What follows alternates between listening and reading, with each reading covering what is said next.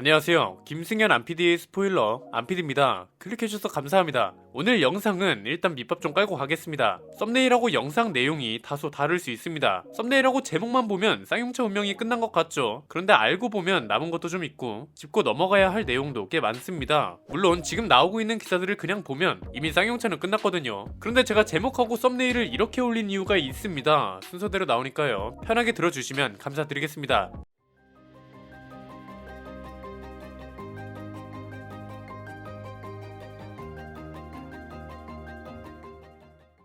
바로 어제 청천벽력 같은 소식이 나왔습니다. 쌍용차 채권단이 쌍용차가 제출한 회생 계획안에 반대 의견을 냈다고 합니다. 그것도 만장일치로요. 에디스모터스 인터뷰가 나왔을 때 사람 보니까 괜찮던데 넌 왜 이리 부정적이냐? 가서 인터뷰나 보고 와라. 이러던 분들 이제 어떡하나요? 결국 제가 했던 말들이 맞았죠. 본계약 체결이든 인터뷰한 사람이 아무리 좋아 보여도 결국 중요한 건 회생 계획안 제출 이후의 과정이고 그 과정 중에 가장 중요한 게 채권단의 동의라고 했잖아요. 이건 쌍용차나 에디스모터스의 의지랑은 크게 상관이 없는 부분이죠. 결국 채권단이 회생 계획안을 만장일치로 반대했는데 이거 괜히 단정 짓거나 오해하시면 안 됩니다. 아, 쌍용차 결국 끝났구나. 이제 문 닫을 일만 남았네. 이러면 안 된다는 겁니다. 이유는 크게 세 가지입니다. 첫 번째는 일단 채권단이 왜 반대했는지를 알아야죠. 최근에 쌍용차가 제출한 회생 계획안에 따르면 현금 변제율이 1.75%라고 합니다. 이 변제율이 너무 낮다는 이유로 반대를 한 겁니다. 채권단 관계자가 뭐라고 했냐면요. 1.75%만 현금으로 돌려준다는 회생 계획안은 말이 안 된다. 그래서 만장일치로 반대 의견을 모았다. 이렇게 말했습니다. 이게 무슨 말이냐면 그냥 쉽게 설명하면 이런 겁니다. 내가 어떤 회사를 살릴 목적으로 100만원을 투자했어요. 그런데 나중에 1.75%에 해당되는 17,500원만 돌려받을 수 있다는 말이랑 똑같은 거죠. 이건 한마디로 뭐예요? 야야, 지금 회사 살려야 되니까 너가 희생 좀 해라. 물론 다 가져가지는 않을게. 우리가 남겨줄 수 있는 건 1.75%밖에 없어. 정말 미안한데 이해 좀 해주라. 이런 거죠. 실제로 쌍용차의 회생 채권은 5,470억 원입니다. 이 중 1.75%만 현금으로 변제하고 나머지 98.25%는 출자 전환한다는 내용이 들어있었습니다. 그러니까 1.75%에 해당하는 96억 정도만 채권단한테 갚아주고 나머지 98.25%에 해당하는 5,300억은 회사 빚을 갚기 위해서 주식으로 전환하겠다는 겁니다. 에디스모터스의 쌍용차 인수대금이 3,048억 원이거든요. 회생 담보권자가 산업은행하고 우리은행인데 여기서 빌린 빚을 모두 갚게 되면 회사 운영에 활용할 수 있는 자금은 최고 150억 정도밖에 안 된다고 합니다. 쌍용차 회생 채권만 6천억에 달았는데 이걸 겨우 150억으로 갚겠다는 거고 이렇게 되면 변제율은 3%도 안 된다는 거죠. 인수자가 지분을 90%나 가져가고 채권단들한테 일방적으로 희생을 강요하는 건데 누가 가만히 있겠어요. 여기에 동의하는 사람이 바보죠. 그래서 채권단 대표단이 회원사 430개 기업이 입장을 담은 회생계획안 반대 의견서를 법원에 제출할 거라고 합니다. 사실 여기까지만 보면 쌍용차는 지금 당장 문을 닫아야 합니다. 그런데 아직 완전 끝난 건 아닙니다. 두 번째는 쌍용차가 애초에 회생계획안을 제출할 때 가능성을 열어뒀다는 겁니다. 아마 기억하실 겁니다. 최근에 김승현 편집장이 저 대신 이 내용을 자세히 다뤄드렸는데요. 쌍용차가 저희한테 보내준 보도 자료를 한번 볼까요? 여기에 뭐라고 쓰여있냐면 이번에 제출한 회생계획안이 최종적인 건 아니고 인수인, 이해관계자들과 채권 변제율 제고 방안 등을 협의해서 관계인 집회 직전에 제출하는 회생계획안 수정안에 반영할 예정이다. 이렇게 쓰여있죠. 이건 무슨 말이에요? 애초에 쌍용차는 채권단이 크게 반발할 걸 알고 있었고 반발을 하게 되면 변제율을 수정할 수 있는 가능성을 열어뒀다는 거죠. 이게 쌍용차가 나름 머리를 쓴 거라고 봅니다.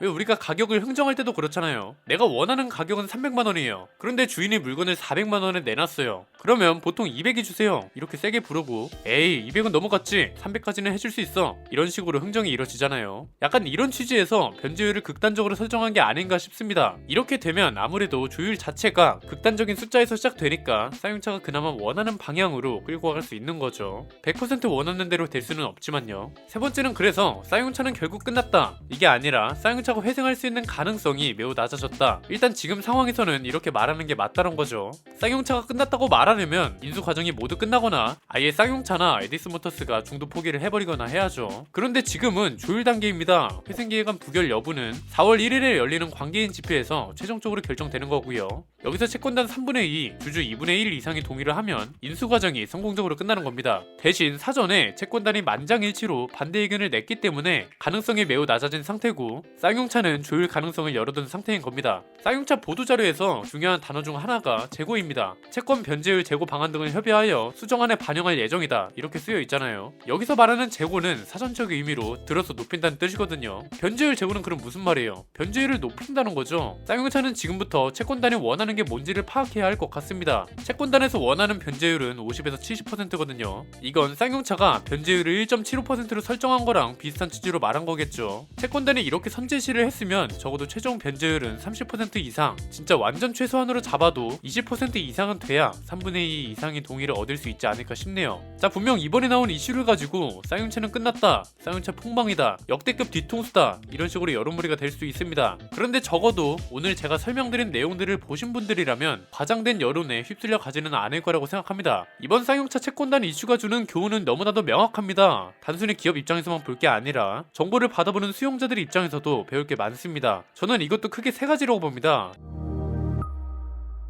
첫 번째는 일단 유튜브는 자선 사업가들이 모인 생태계가 아니라는 겁니다. 이건 좀 냉정하게 말씀드리겠습니다. 우리 구독자분들은 이미 잘 알고 계시겠지만 저랑 김승현 편집장은 자선 사업가가 아닙니다. 저희는 돈을 벌어야 하고요. 그렇기 때문에 유튜브 채널을 운영하는 겁니다. 돈을 벌어야 저희도 채널을 운영할 거잖아요. 돈이 없으면 녹음과 촬영 장비는 누가 사줄 거며 편집자 월급은 누가 주며 저랑 김승현 편집장은 뭘 먹고 살겠어요. 이건 모든 사람들이 똑같습니다. 목표와 성과가 있어야 일을 하며 살아가는 거잖아요. 이게 잘 되려면 채널이 그만큼 빨리 성장하고 조회수도 많아야 하는데, 그러면 유튜브 채널이 가져가야 할 경쟁력은 뭔가요? 첫 번째는 당연히 콘텐츠가 좋아야 하고, 두 번째는 아무리 콘텐츠가 좋다고 한들 사람들이 안 봐주면 무슨 소용이에요. 그렇기 때문에 사람들을 끌어모을 수 있는 매력적인 썸네일과 제목이 경쟁력이 되어야 하고, 세 번째는 이렇게 클릭을 하고 들어온 사람들로부터 많은 공감을 얻어내는 거, 이 세 가지가 모두 중요하다고 생각하거든요. 이 세 가지를 충족시키면 조회수가 당연히 많을 거고 좋아요 수도 많을 거고 지속 시간도 길겠죠. 저랑 김승현 편집장은 이 조건들을 충족시키기 위해 정말 많이 노력하고 있고요. 다행히 이 노력을 많은 분들이 알아주셔서 그런지 통계 수치가 정말 좋게 나오고 있습니다. 그래서 저희 채널 성장이 정말 빠를 수 있었고, 많은 분들이 저희 영상을 사랑해 주시는 게 아닌가 합니다. 두 번째는 유튜브는 자선사업 생태계가 아니기 때문에 영상이나 채널을 하나만 보고 휩쓸리지 않아야 한다는 겁니다. 저는 이번 쌍용차 이슈가 잘못 휩쓸리는 안 좋은 예를 가장 잘 보여줬다고 생각합니다. 지금까지 제가 내보내드린 쌍용차 영상은 긍정적인 내용도 있었고 부정적인 내용도 있었습니다. 긍정적인 내용은 대부분 쌍용차가 앞으로 갖춰야 할 신차 경쟁력에 대한 이야기, 활용할 수 있는 정체성과 브랜드 가치가 충분하다는 거였고요. 부정적인 내용은 그럼에도 지금 주어진 현실은 이상적인 목표를 이뤄내기가 너무 힘들다는 거였습니다. 결정적으로 돈이 없는 게 가장 큰 문제였죠. 정말 많은 영상을 내보내드렸는데 결론은 어떻게 됐나요? 제가 우려했던 대로 됐죠. 에디스 모터스가 아무리 좋게 보여도 에디스 모터스의 의지만으로 될 수 있는 게 아닌 영역이고, 본계약 체결이 끝났다고 해서 모든 게 끝난 게 아니고, 채권단 동의가 가장 중요한데 결국 채권단 동의에서 큰 장벽이 생긴 상황이잖아요. 세 번째는, 그래서 일단 정보 제공자들은 시청자들을 끌어들이기 위한 경쟁력을 갖추는 건 좋은데, 그러면 적어도 내용은 충실하게 만들어줘야 한다는 거고요. 정보 수용자, 그러니까 이 영상을 보는 시청자 여러분은 최대한 다양하게 영상을 보셔야 한다는 겁니다. 저는 솔직히 제일 짜증나는 게 꼭 자동차 쪽이 아니더라도요, 유튜브를 보다 보면 썸네일은 진짜 세상 다 뒤집어진 것 같은데 정작 내용은 별거 없거나 재탕이거나, 아니면 진짜 심한 경우에는 썸네일에 있던 내용이 영상에는 없거나 자기 입맛대로 해석해서 이상하게 여론을 만들어내는 거, 이런 것들이거든요. 예를 들면 전기차 보조금 같은 건 충전기 보조금에 비해 충분히 합리적으로 운영되고 있고, 그 기준도 관련 법령에 명백하게 나와 있음에도 환경부를 현대차 카르텔이라고 몰고 간다던가 하는 것들이요. 최근에 코란도 이모션 때문에 약간 이런 여론이 생기기도 했죠. 이게 문제가 뭐냐면, 만약 나중에 과장된 여론, 심하게는 잘못된 여론에 휩쓸려서 내가 실제로 그 피해자인 걸로 인식하게 됐어요. 그래서 서비스 센터 같은 곳에 가서 따질 건 제대로 따지고 받아야 할 수리도 제대로 받고 이래야 하는데, 정작 가서 할 말이 없어요. 유튜브에서 본대로 얘기를 했더니 서비스 센터 직원이 비웃기만 해요. 극단적인 예를 들어볼까요? 만약에 우리가 현대차 불매운동을 해야 한대요. 그러면 뭐 때문에 불매운동을 해야 하고, 이 불매운동이 왜 필요하고, 이 불매운동을 함으로써 어떤 기대효과가 있는지, 이 기대효과를 달성하려면 얼마나 많은 동의가 필요하고 그 정도의 동의를 얻을 수 있을 만큼의 심각한 사안인지, 이런 걸 다 따져봐야 하거든요. 그리고 그 근거와 주장이 얼마나 객관적이고 사실인지 아닌지도 제대로 따져봐야 하고요. 이건 사실 시청자들이 할 수는 없습니다. 정보 제공자들이 최대한 해야 하는 것들인데, 이걸 제대로 하는 제공자가 있는 반면에 그렇지 않은 제공자도 있거든요. 이건 사실 어쩔 수 없습니다. 유튜브 다들 공짜로 보시잖아요. 반대로 유튜브 채널을 만드는 것도 공짜거든요.